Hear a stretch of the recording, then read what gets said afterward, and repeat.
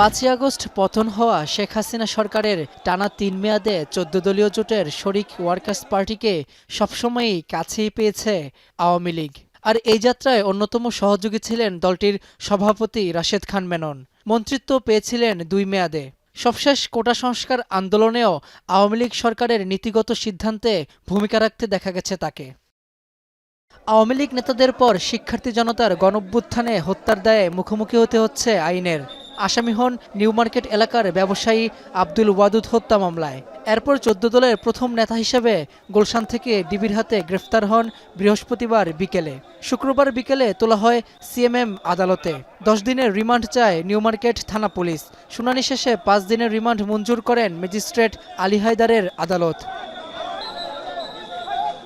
এই ছাত্র জনতার এই আন্দোলন, সেই আন্দোলনকে তারা সহযোগিতা করে নাই, বরঞ্চ এর বিরুদ্ধে সরকারকে কঠোর হওয়ার জন্য তারা আহ্বান করে।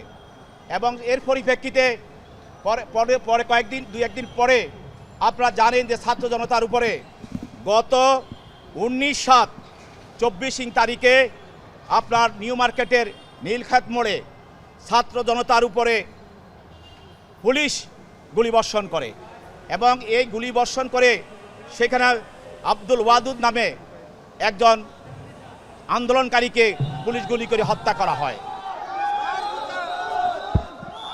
কোটা আন্দোলনে নিহতের ঘটনা ছাড়াও ২০১৩ সালের ৫ই মে রাজধানীর মতিঝিলে শাপলা চত্বরে হেফাজতে ইসলামের সমাবেশে গণহত্যার অভিযোগে আন্তর্জাতিক অপরাধ ট্রাইব্যুনালে দায়ের করা অভিযোগে রাশেদ খান মেননকেও আসামি করা হয়।